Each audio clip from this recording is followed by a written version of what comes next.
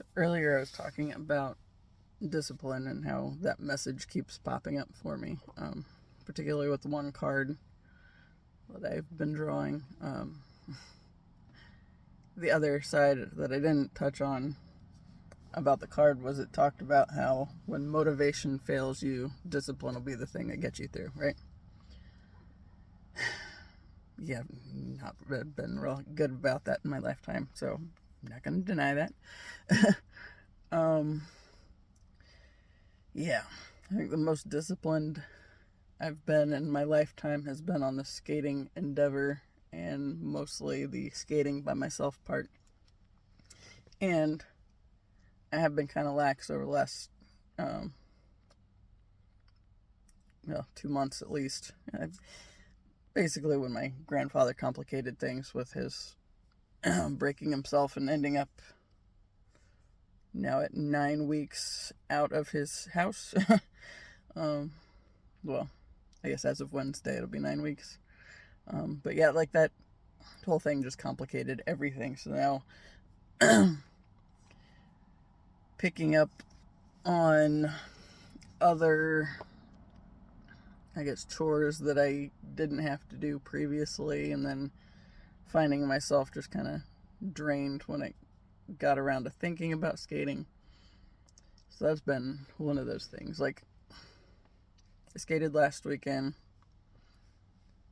8 3/4 miles, and then on Monday I skated another 5, and I think that was all I got last week. And yesterday, had I not been signed up to donate platelets, I probably would have. But I did that, so didn't worry about it. And then today, I actually forgot all about the the platelet donation yesterday until I was getting ready, and then it's like, I did that, so I might want to be aware that I did that and not exert myself today. So that was today.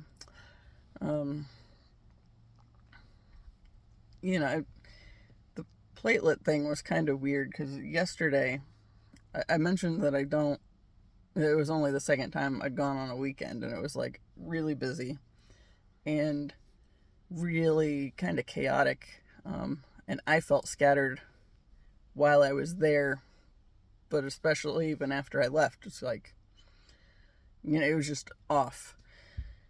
And when I was thinking about it after I got home, I wrote about it a little bit, and I think that helped process it. But okay, they go, and when you get set up, they move a table closer to you. So I had my water cup on the table, and my earbuds and my little billfold thing, because I wanted to make sure I had them sign off before I left, because I'm trying to keep track of how many times I've done. I committed to 18, so I want to make sure I at least get that in. But the girl was kind of scattered too, and there were a lot of alarms going off in the time that she was trying to get me set up.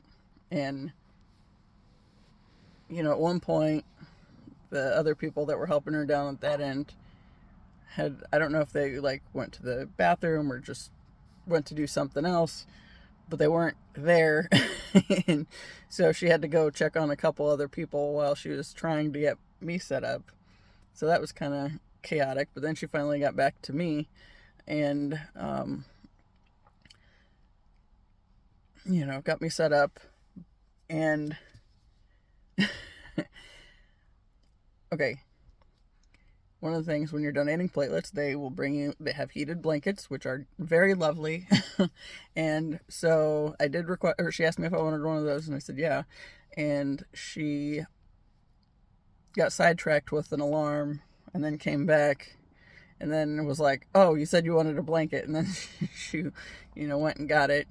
And then I spent the entire time while I was donating with my table down, past my feet. Normally, it would get moved up right next to me so I could put my phone on it if I wanted to, but that didn't happen. And I kept wondering if she was going to, and I kept also thinking that, hey, if anybody asks me if I'm okay, I would absolutely go for like Tums or the Viactive or whatever, because that I think something with the donation process, whatever they use to keep your blood from coagulating or whatever before it goes back into your system. It sometimes, I have the tendency to get heartburn if I don't have, like, afterwards for like a week or two. And so I didn't even know that was a thing until I went one time, and the lady that's kind of, I guess, manager or whatever, she asked me if I wanted Tums. It's like, what, that's a thing? And it's like, as a matter of fact, yes, I do. Because I've found that I would be automatically drawn to getting Tums and taking it for a couple weeks after I donated, but I didn't realize that was a thing that could be part of the process. So apparently it's part of the process. And usually they ask you about it. Yesterday, like, nobody even checked back with me. Like, she just kind of disappeared, and I was like, okay, surely somebody will notice that my table is at my feet and my water's down there. Nope. When the girl that hooked me up finally, she was walking through and she looked, and she happened to look down, and she's like, why is this down here? I was like, because nobody gave it to me.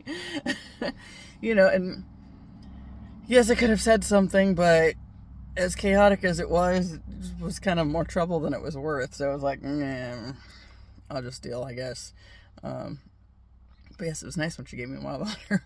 But I was watching a movie, so I had myself sidetracked anyway. And she said, well, now that you have 4 minutes left, it's like, that's all I got left. All right, let's get this over with then.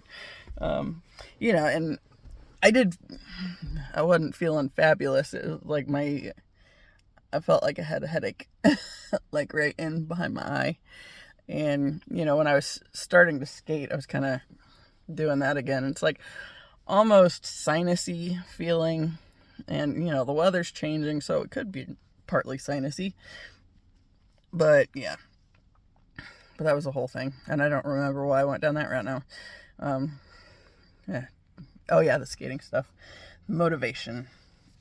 Yeah, I've found recently that it's been more of an effort to push myself on the skating part as well, just because there is so much else going on, that nothing hard, just tedious and mentally and emotionally exhausting. Yeah, so that was the whole thing. But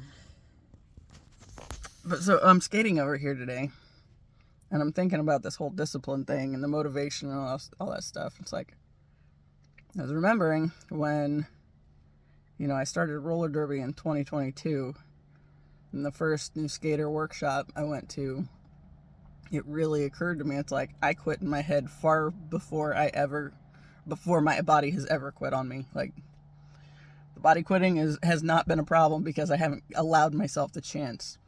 And then I started thinking about, like, other ways that's proven itself in my lifetime. And, like, I got my TBI, and honestly,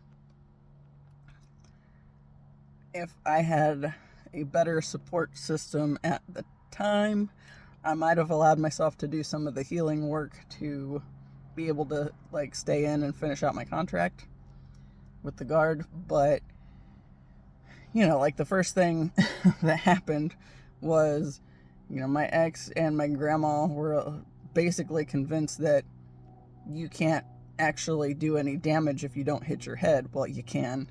And yeah. But out of sheer stubbornness, because they were under that impression, I just was like, fuck it, I'm not gonna do it. And I didn't put forth the effort to heal. And, the doctor said take time away from the TV and the bright flashy colors and sit in the darkness and stuff like that. Let your brain have time to rest and heal. And then I'm thinking my spring semester very much was not that. So I had, spring 2014. I was working at the group home. I was doing that full time. And then I was going to school full time, which, was my master's degree. So it was like 2 classes at least that's still full time for a master's degree. And, I usually was doing more than that. But then I also had an internship that I was doing where I was interning for a school over on, a church over by my school. And it worked out okay. But I got to playing around with numbers one day and discovered that if I left my house that morning and went to work and worked 8 hours and then went over to my internship, which was like 45 minutes from my work, and did an hour or 2 there and then went to school for a class and then went back home. If I didn't go home in between, it was like 99.95 miles of drive time. It's like, then never mind the working or otherwise busying my mind. So that was like super exhausting, and like I kept pushing and being too stubborn to not push. So yeah, there's plenty of things that I've been able to push through just out of sheer spite, but as far as motivation to do it, not so much. That was kind of motivation to not do it, I guess. Not do the healing work. And then never mind the fact that my guard unit, which 1 weekend a month, but still, it was a 3.5 hour drive north. And that was kind of a pain in the ass. Granted, I didn't end up going up there a whole lot after the TBI. Like, I had to sit 2 months out. And then when I was trying to make up time, I don't even remember. I think I did a week up at the armory that my unit was based out of. And then ended up down at another one that's a lot closer. It was like an hour kind of south instead of 3.5 hours north. Like I finished out there. Actually, no, there's another one involved, but I don't know. But healing was not the priority, and especially, I've talked about some of the bullies on here. Well, at one point, we got a new, I think he was a lieutenant. I don't remember who exactly he was. What I remember of him was when we were doing PT stuff, he shows up and, doing that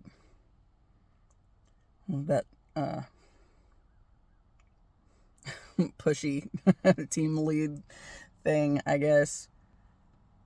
But I just shut down because he was straight up, didn't look exactly like the worst of the bullies, but he acted just like him, and it was just kind of shut down and didn't even fucking care anymore. So that was another one of those things. It's like, once that guy got there, there was no way I had any intention of getting better to do better. It was more reliving trauma that I was still trying to bury at that point in time. Because it wasn't until my divorce. Well, no, till Tyler died. in 2018 that I started being able to look at it and process it in ways that I hadn't been able to before, just hadn't allowed myself to before. So once another version of the bully shows up, it's like, well, there we go. It's done. I don't care anymore. And I was thinking about when I was in basic training, and there was this one drill sergeant we had. Actually, there were two, I think, that were somewhere near me when we were doing the live fire thing, crawling on your belly through the mud with the live rounds overhead. I was just, I think it's both of the two that were with my platoon. I like the Puerto Rican lady a lot better than the other one. Because I felt like, because the other one, first off, when I clocked myself with the sight post of my rifle when we first got the weapons and were learning to march with them, there was like a rough spot in the pavement, and I snagged my foot on it and clocked myself in the temple with with the damn sight post. Yeah, she was making fun of me hard on that one. And yeah, they both kind of did. But I kind of feel like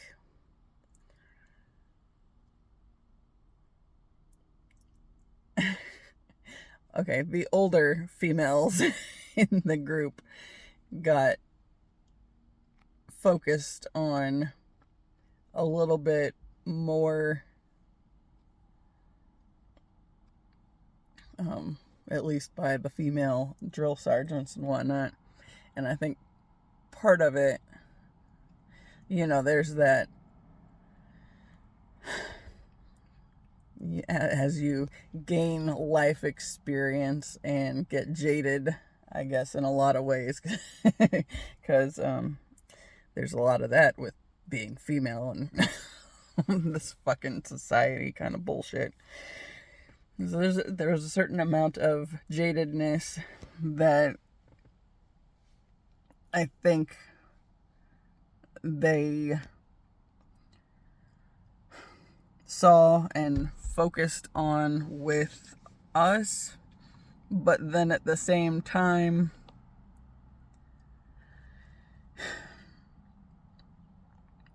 like, I had a lot of quit, man. I had a whole lot of quit. And yeah. But it's kind of funny because when I've been thinking about my military experience, the past few years, or the past few months, let's go with that, since I've been on this healing journey, and then I look back at stuff that I did, and there was some of it was literally just fuck you stuff that I did in basic training. My hair was chin length, so it was too short to get pulled back, but too long to stay where it was supposed to well. And I got freaking yelled at for my hair all the fucking time. So my hair's it's really thick too, so it just really, well, yeah, but it was always a hot mess, and I was so tired of hearing about my hair all the fucking time. And there was one day, I don't even, we were doing some weird activities that I don't even know where we were at. This is the day we went rappelling down the wall and did some other stuff.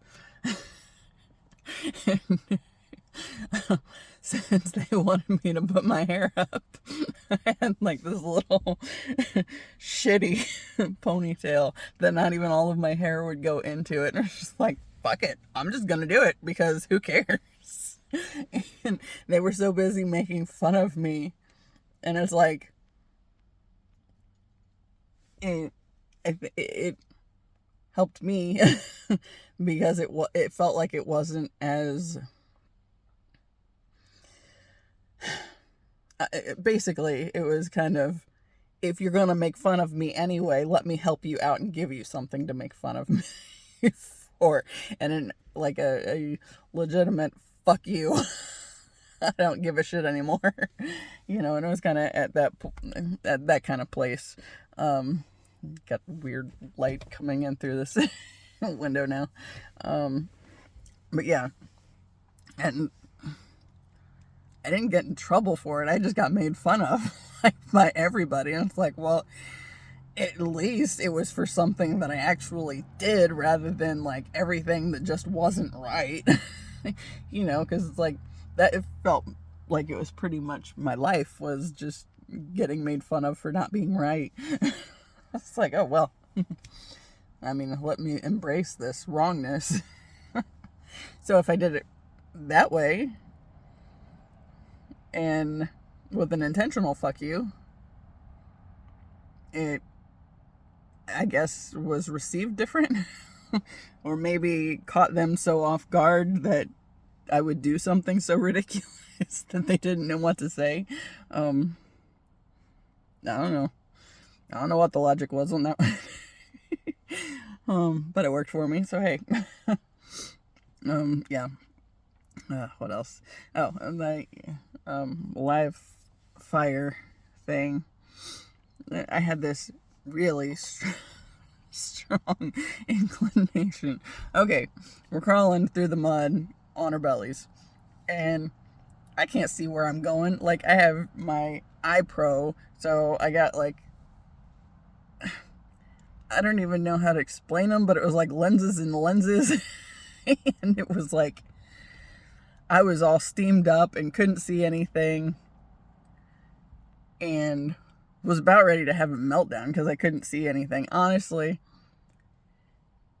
when I was skating and thinking about it, it's like I really could have seen just how frustrated I was in that moment. I could have seen being okay with just like putting my face down in the dirt and just staying there and like, fuck it. If this was war, I'd be dead. And that's just how it was. But I did tear up a little when I was thinking about that one, because it's like that was pretty much my overall mindset when I was growing up, and when I've been through a lot of the things that I've gone through in my life, was just, why bother? Why keep going? Why am I here? Why is this still a thing that's happening? Excuse my little wussy bangs here. I don't my hair broke. I don't know what's going on, but those won't behave today, so it is what it is. But yeah, like, just that stress of the situation, the frustration of not being able to see anything because I have these stupid glasses on. I can't see for shit because I'm all steamed up and I'm barely getting air anyway. And I had one of the drill sergeants, I think, that was like right over top of me and trying to get me to care more, and I was just like, I didn't have a whole lot of care. And I feel like that's one of those lessons that I was there to get from that experience as well, was just that realization of how little I cared for myself. And it's like, yeah, that was not a good place, for a long time. And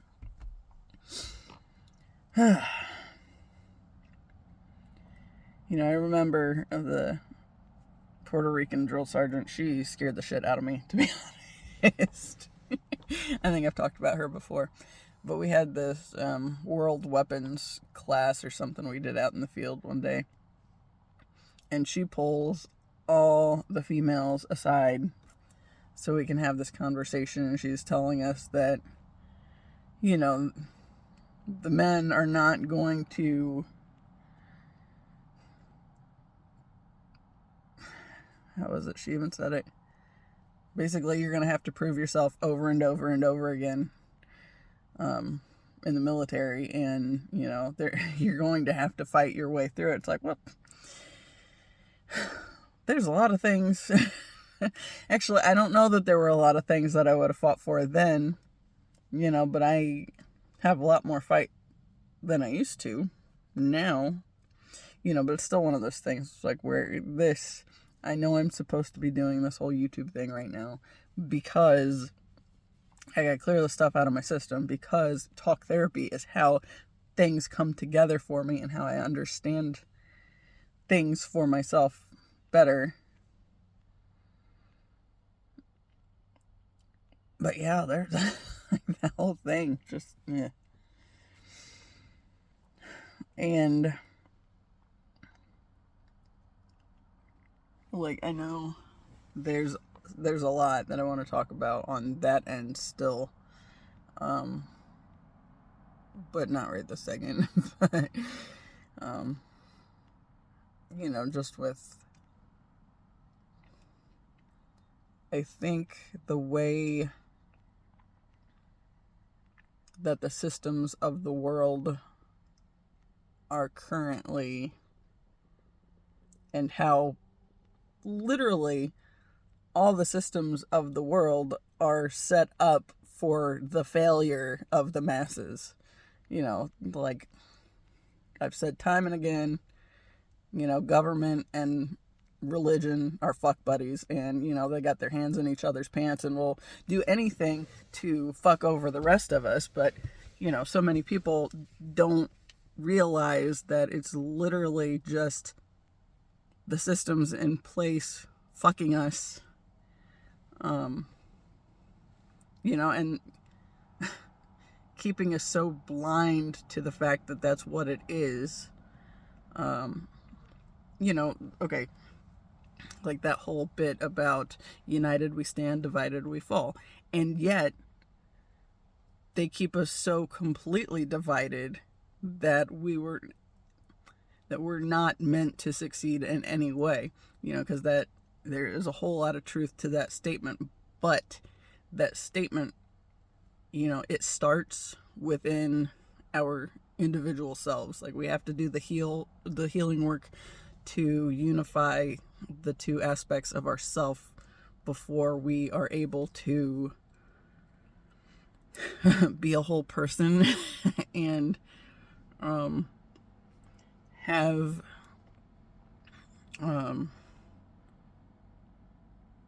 the drive to do, yeah, I don't even know. This is a big part of the point too. And, you know, like, okay, this twin flame thing that I talk about periodically, like, the whole point of me being on this journey is because it gives me something to keep going for. Because, you know, that whole unconditional love element, you know, the allure of this being an actual thing, that is something that has kept me going throughout my entire life. And all the times that I wanted desperately to quit, you know, that little nudge to keep going because of this thing that, you know, I knew about when I was 4 and, you know, was reminded of several times after that, you know, was worth it enough to keep going. But it's hard as shit trying to navigate some of the difficult stuff. But with this, you know, the dangling of the carrot, even though I hate carrots. Yeah, so to speak. Like, that was the thing that's kept me motivated on moving forward at all. And all the times I wanted to quit. And like I said, I've had a whole lot of quit in my lifetime. There's not been a lot of me wanting to keep doing the thing, you know. And I've talked about that one dream with realizing the web of how everything's connected.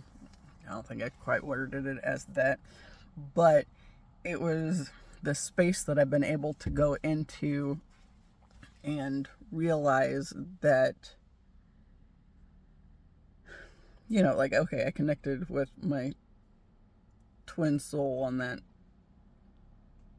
dream, and actual dream took place in 2020, but I've gone back into it many times this year, and like the first time I went in it, it's like it was just all the anger, and that was all I could focus on, the anger toward my ex.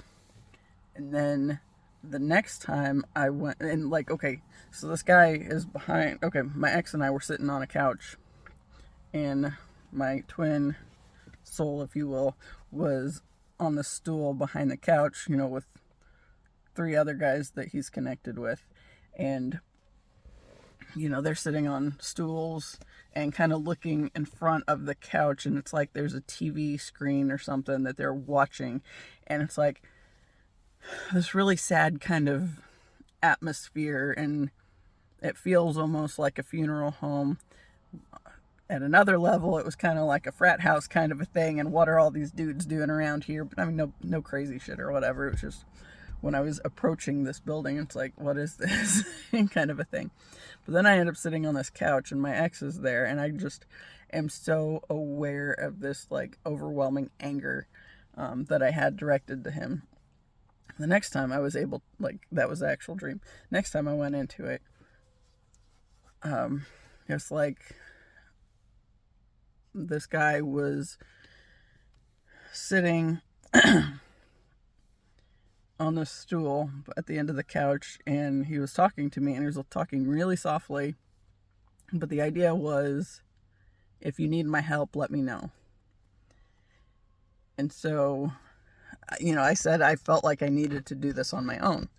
Okay, so, well, that was the start of the healing process, and realizing that my ex was basically a leech on my energy as long as I was still harboring all that anger at him or toward him. And then another time I went into it, I went to another part and was talking to somebody else that was like able to look directly at me, and was really upset, but it was like they were there to talk to me, and it was the whole thing. But then the next time, it's like my twin soul and I were sitting there kind of looking at each other, like almost through a fog, and it was kind of like a dreamy kind of a thing, and we're connecting, but it's through a fog, so it's not clear or anything.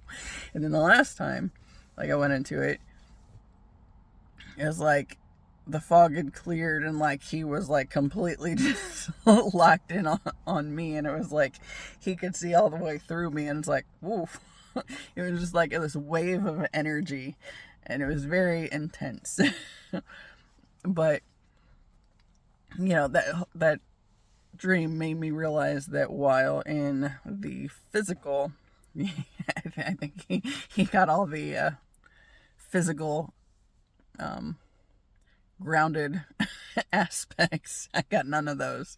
So I'm a big freaking flood, and just have been notoriously wishy-washy in my day, and so easily swayed by energies around me that, however I see them, whatever of them, they just influence me whether I am aware of it or not. And I had this realization that the work he's been doing at a physical level, like connecting to other people in various ways and networking, it's like providing the root system. And I had another kind of a vision, I guess, back when I was taking those classes, I think in January, February, little metaphysical shop. I had this vision where it's like I was the tree, and like the branches were going up so high the tree fell over. It's like, oh, that's totally me. I get that. So I had to start figuring out how to ground myself with rocks and colors and stuff like that. Here's one of my grounding colors. So, yeah, I got rocks in my pocket, but not the fun, pretty kind that I paid for. It's the fun, pretty kind that I picked up off the ground and like, hey, I like this. I'm keeping it. So, yeah. But through the networking that he's doing, I realized that,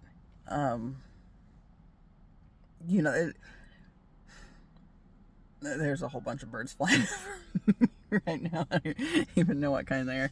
I just got distracted. No, it's all right.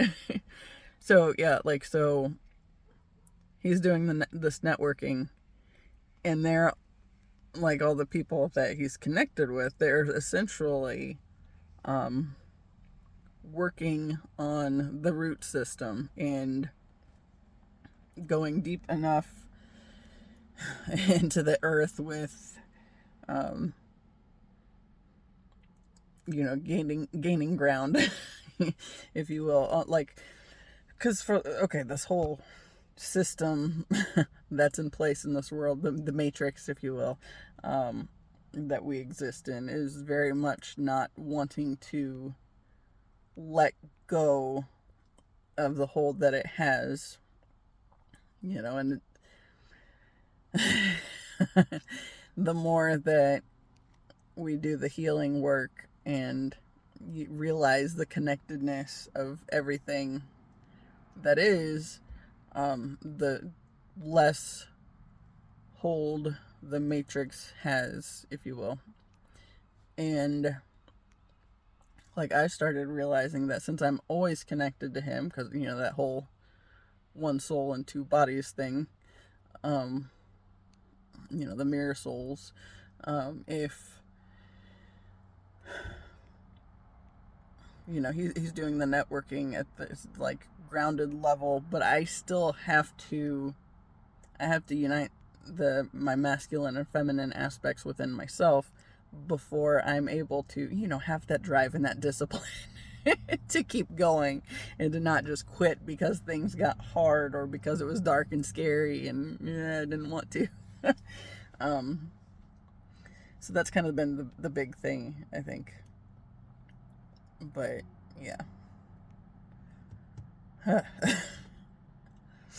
But I realized that since we are connected, anything one of us does to, well, I think of all the times that I spent trying to harm myself. That's essentially, that's essentially helping or harming each other, but also the collective, because we are all connected, right? So yeah, kind of crappy if you think about it that way. I was doing this stuff, I was all suicidal, and it wasn't just affecting me, that was affecting other people. Well, shit. But nobody knew that back then. Nobody could tell us that, so it was something we had to navigate through and figure out for ourselves, for our own journeys on this crazy, chaotic planet. Yeah. But I mentioned the other day this idea that has been with me here recently, where he is the frame and I am the flow. It's because I spent most of my life not feeling safe within myself, and it's only been through finding out who he was in the real world,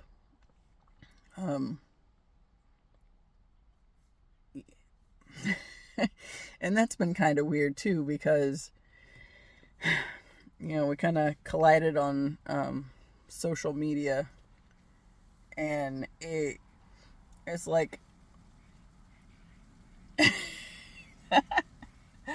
all these birds swarming this tree now. Yeah, make me think of Hitchcock. Wow, okay. um, yeah. Where was I? Okay, so we kind of, I guess, bumped into each other on social media, if you will. But really, it was weird because it was like the first time I happened into one of his live streams, it felt like I was a fly on the wall, and oh, it's kind of a cool space. Hey, I like this light, this lighting, and I like, this atmosphere is kind of cool, right? And then the next time I went into it, I said something, and he responded, and I was like, he saw me, and it was just a really weird thing because then I started having these, visions of bumping into him in like real world scenarios. Like,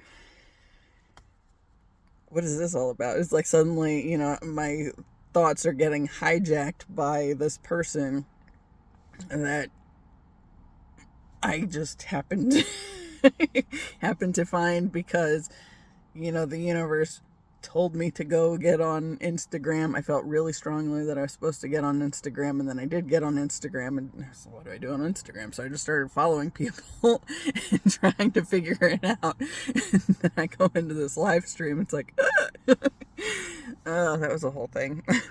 But I did for a long time. He kept popping up, and this was like over a couple years. I kept having these like visions of bumping into him somewhere. It was always at the gas station because that was the only thing I was doing at that point in time. It's like the only thing beyond hiding out at home, work or whatever, is going to the gas station and getting a beverage. So that was a bad habit. Yeah. But then when I finally was like, but why is it always at the gas station? I was like, because I need to start doing other things. Because right now I'm not doing anything exciting that I'm going to actually happen upon anybody, right? But see, even back then when I bumped into his energy and, he responded, it was, that initial panic of, I've been seen. I still didn't know who he was to me. Like, I had no idea why I was having these visions. I made a kind of joking remark to somebody I was friends with at the time, maybe I should manifest one of those. I didn't take that seriously. It was something I said. And she was like, yeah, right. I was like, yeah, you're probably right. Just the way it was received. And then shortly after I made that statement, I think, about maybe I should manifest one of those, and she received it less than favorably, then I went on one day and, a bunch of his friends were talking about his birthday and all this stuff. It's like, he's a Leo. Last Leo I was involved with did not work out very well for me, because my ex-husband was, and yeah, well, ex-husband, but that was a big catalyst because, that whole journey with the ex-husband, okay, had I not been in an extremely toxic mindset for myself and low, bad energy, that never would have happened. But I remember that's part of the things that I came here to understand was how people get stuck in those kind of situations and feel trapped by them. And it's like, there was a series of things that got me there, including the military experience where, I simultaneously realized I was stronger than I thought I was, but also was coming back home to my regular life completely changed and not sure how to fit in anymore. And then trying to balance those two experiences as well.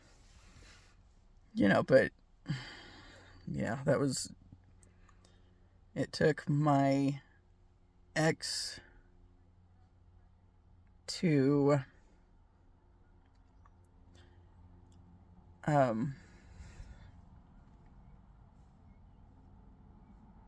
basically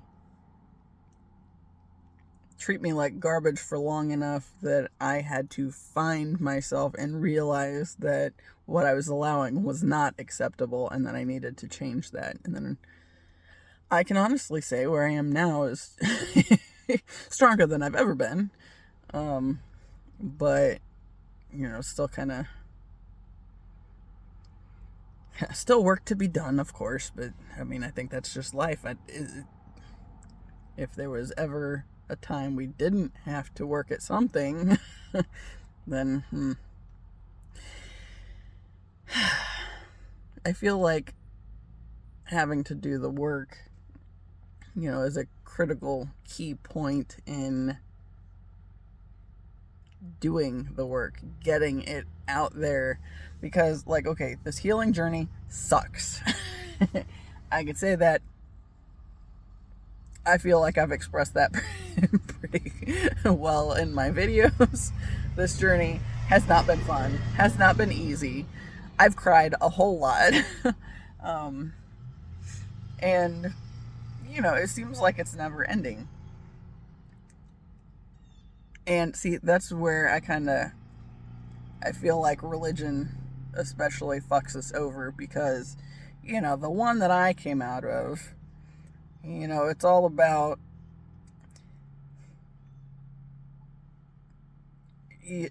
basically just give Jesus your sins because he already died for them. So you don't have to do any work. You just have to be changed. But how do you change without doing the work? And you can't rely on somebody else to do the healing work and you get the benefits out of it. That doesn't work that way, You have to do the work yourself to realize all the dark aspects of yourself, all the things that you did that contributed to fucking yourself over, before you can realize that's not who you are or want to be or how you want to do life. But to heal, you can't just rely on somebody else did it, so I don't have to do the work. Okay, that takes me... that takes me right back to that little ordeal. Okay. When I was... Okay, before I went into basic training, it was 2011. So, it was my birthday, and I knew I was going to be enlisting. So my best friend at the time and we went out to see a movie, and then went out for a birthday drink afterwards. It was very important for her. She wanted to take me out for a drink on my birthday. So we go to this little bar that's around the corner from this, it's a little pub, around the corner from this movie theater, right?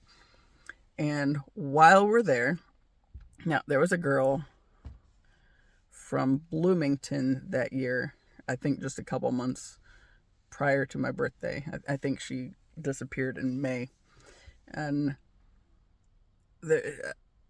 she disappeared while riding her bike, I think, and she was from Bloomington, and that was the big thing that was in the news. So I'm sitting there with my friend, and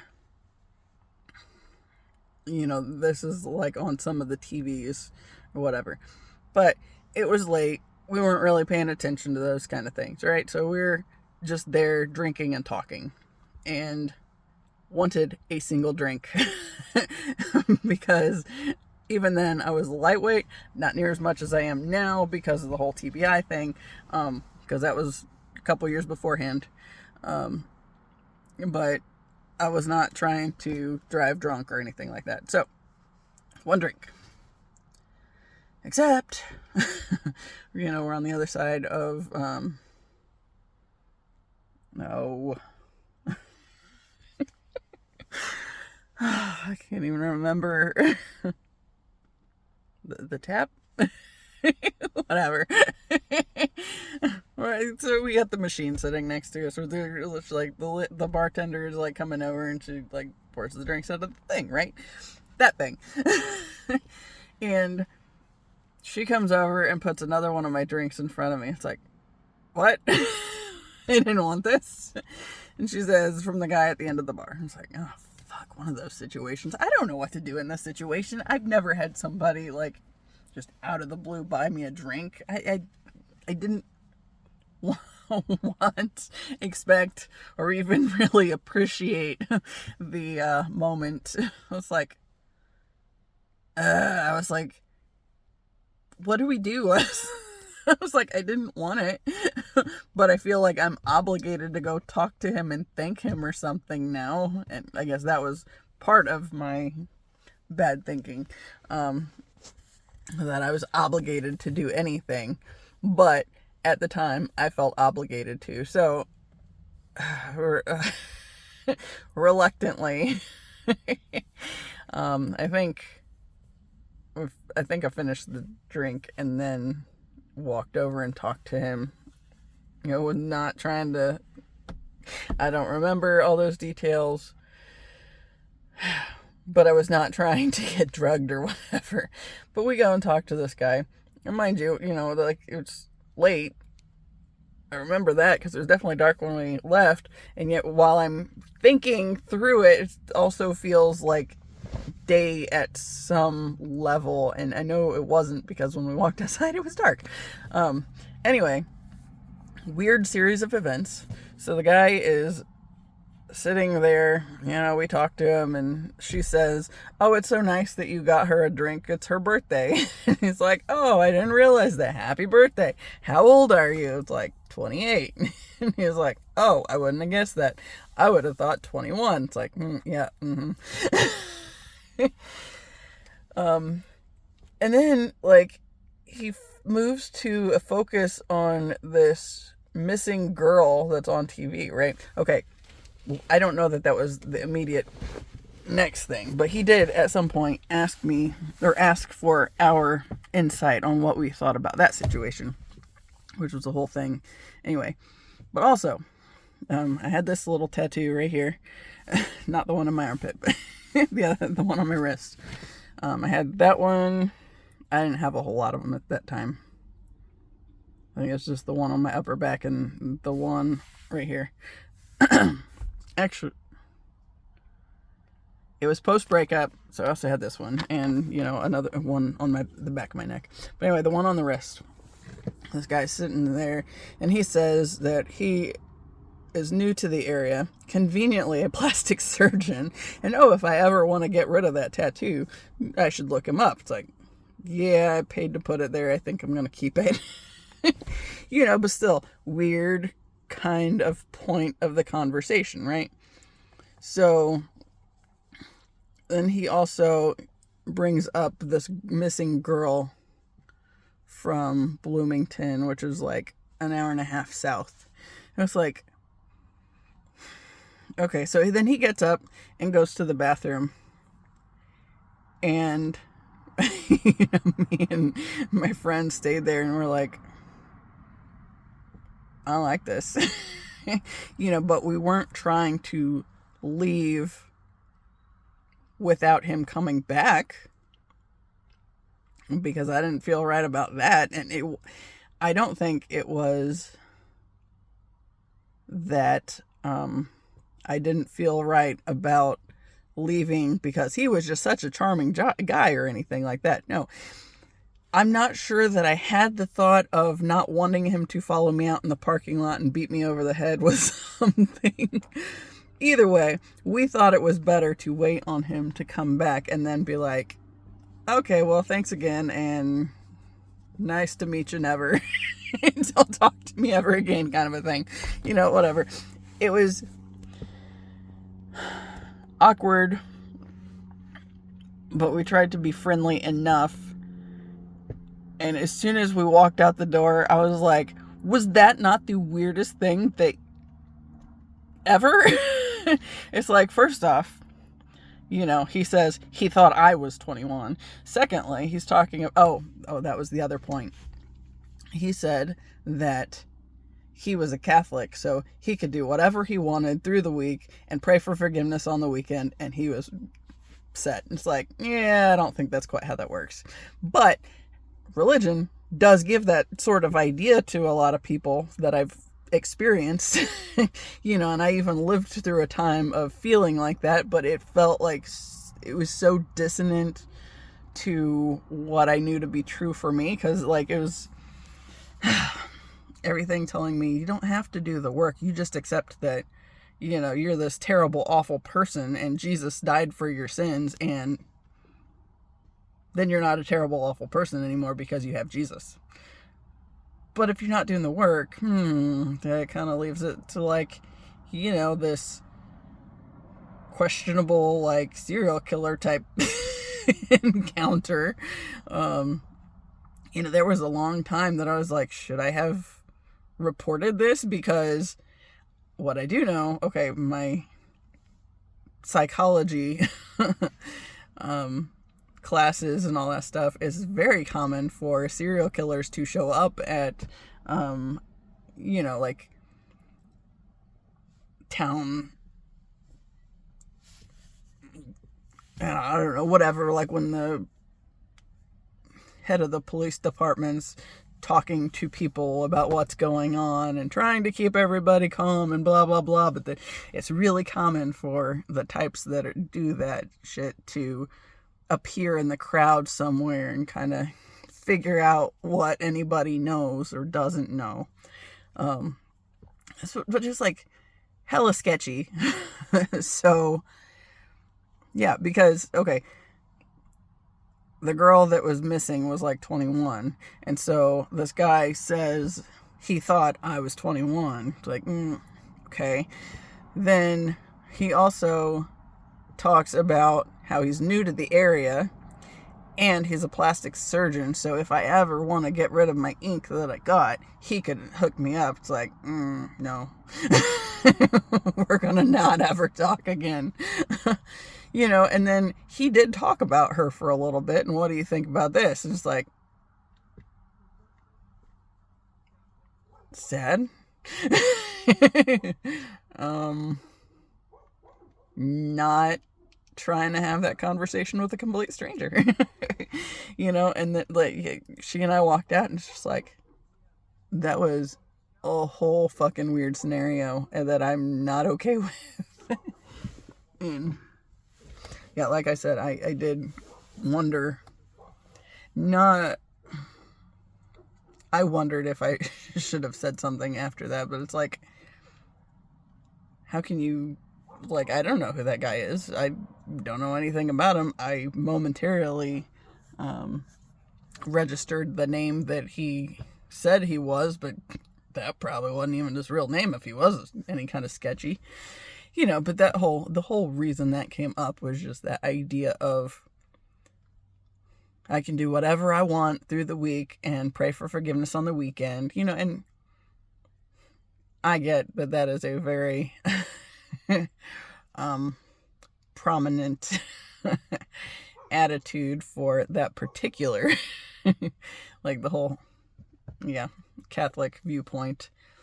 But I also know Protestant ain't that far from it either. The way, that whole, what, you go to church on Christmas and Easter and yay God, and live it nothing like that beyond that, and I think that's the bigger purpose of why I started down this path is you have to do your own work for that work to actually mean anything. Because otherwise, just accepting that you're a horrible person and that somebody had to die for your sins because you're so horrible, that just, really, I made some of the worst decisions in my lifetime because of that attitude and feeling like I was so awful. And that is the key point. That whole united we stand, divided we fall. If they keep us divided within ourselves, then we don't ever realize we can stand against the monster of the machine. And the machine is absolutely the monster. It's the systems in place that I got a lot more to talk about on, like, the military side of things even. But just like, the whole system exists to keep us separated. And they want to say, okay, that whole male and female, he created them kind of a thing. But you know what? We all have masculine and feminine within us, and it's about coming to unity within ourselves before we can really find that place of healing and be unified within ourselves, so we're not falling for all the bullshit like from the system. And that's a big part of it. Yeah. This has moved on to an hour now, so I feel like I'm going to go home and feed my dogs because they are probably pissed because they were supposed to get fed a couple hours ago and I went skating instead. But yeah, anyway, that was enough for this point in time. As always, I appreciate you, and until the next time, see ya.